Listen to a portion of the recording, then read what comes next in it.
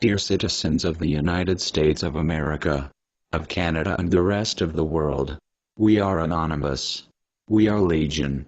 It has come to our attention that our dictator, Barack Hussein Obama, and his shameful administration have gotten the border security, economic opportunity, and Immigration Modernization Act to get the go-ahead from the Senate Judiciary Committee. The bill now moves to the Senate floor where it may pass again, just as quickly, if Americans remain distracted by the current scandals inside the White House.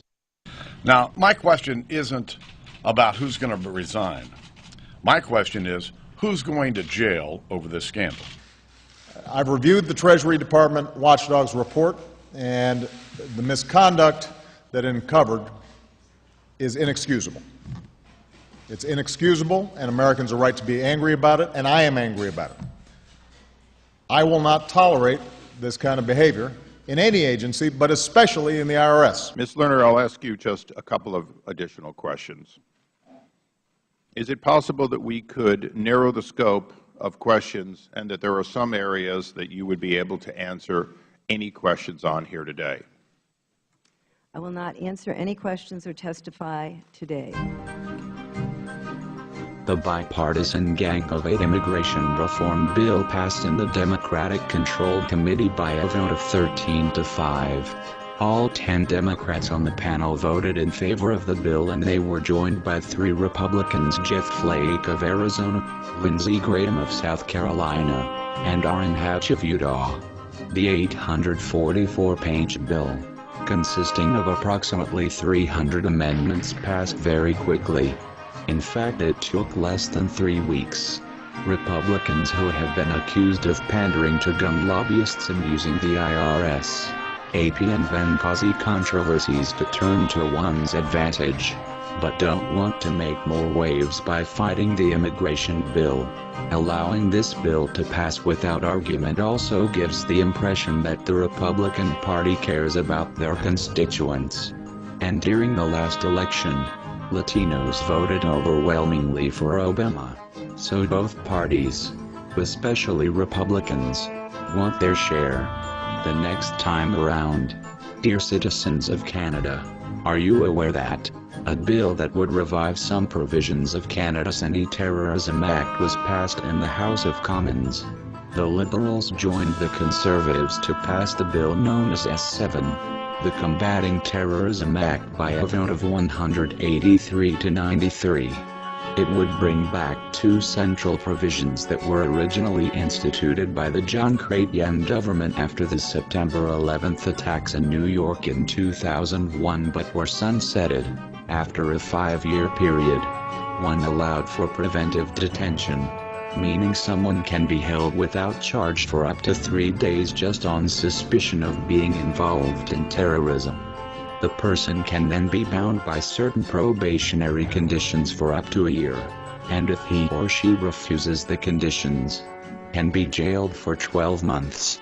The second provides for an investigative hearing, in which someone suspected of having knowledge of a terrorist act can be forced to answer questions. The objective is not to prosecute the person for a criminal offense, but merely to gather information. If he or she refuses, that person can be imprisoned for up to 12 months. When the Harper government, during its first term, tried to bring back the terrorism measures in 2007, the Liberals opposed the move. Now, however, the government has Liberal support and only the official opposition, the NDP, is protesting the bill. Bill S7 would also amend the criminal code and other acts to increase existing penalties for certain terrorism-related offenses and introduce new terrorism offenses to prohibit individuals from leaving Canada for the purpose of committing terrorist acts, among other changes. The bill has already been through the Senate, and has been awaiting third reading in the Commons for months, but was rushed suddenly into debate in the wake of the Boston Marathon bombings. Opposition critics have accused the government of trying to exploit the events in Boston and have skeptically pointed out the coincidence of pushing the bill to debate on the same day a major terrorist arrest was announced in Toronto. In debate, the NDP pointed out it had proposed 17 amendments to the bill at the committee stage, but all were rejected by the Conservatives, who dominate the committee.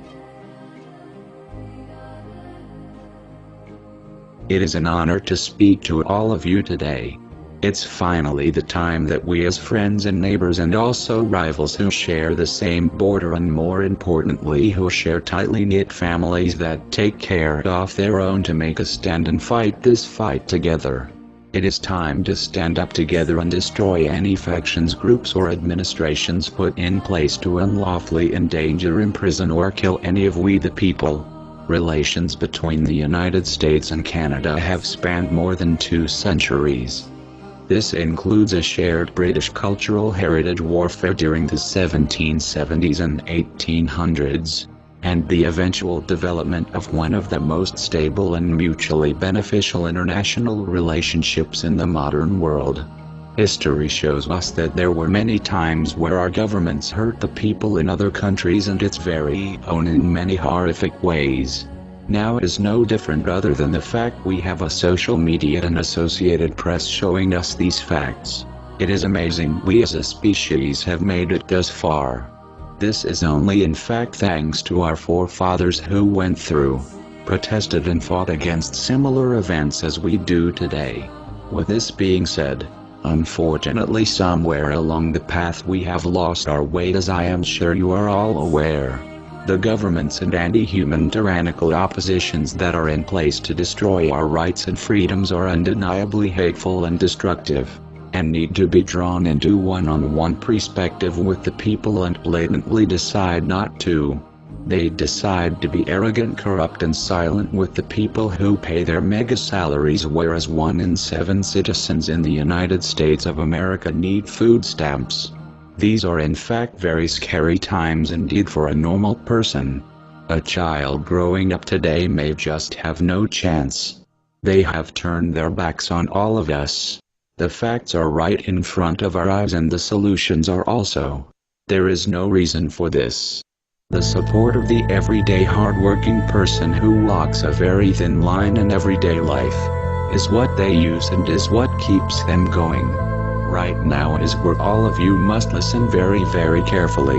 Those of you who are awake must tell anyone who you love or care about that they are going to lose everything they own very soon. Start to rally right now and make sure to watch each other's backs.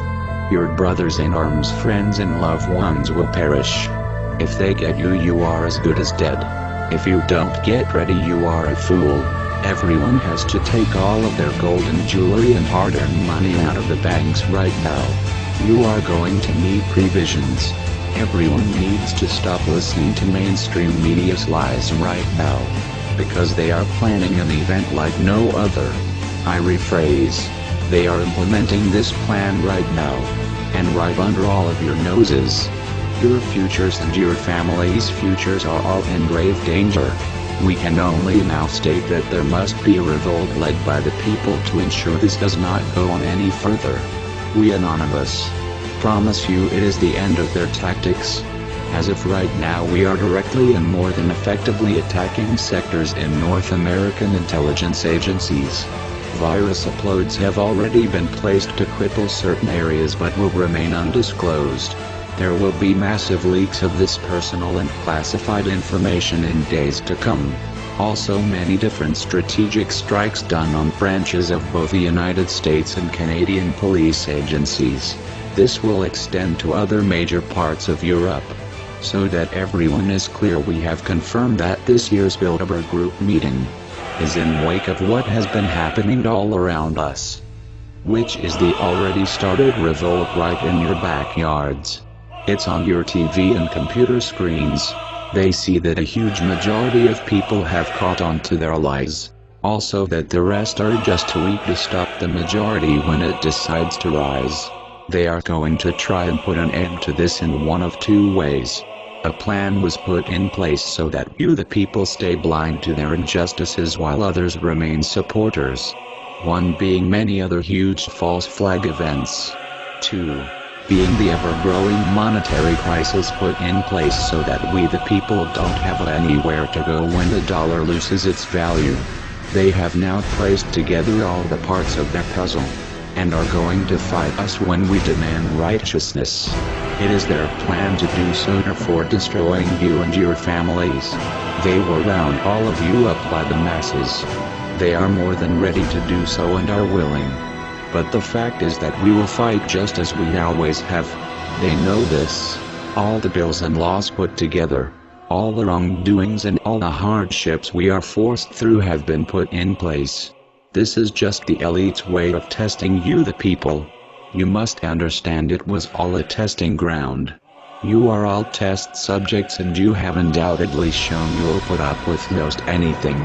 Not to be crude, but it is true. Our demands are simple and should not be taken lightly. First demand. You must have open dialogue with the people in North America. Implement a budget so that we as one can do so. Relinquish all power and step down quietly by effectively giving back the rights to the people.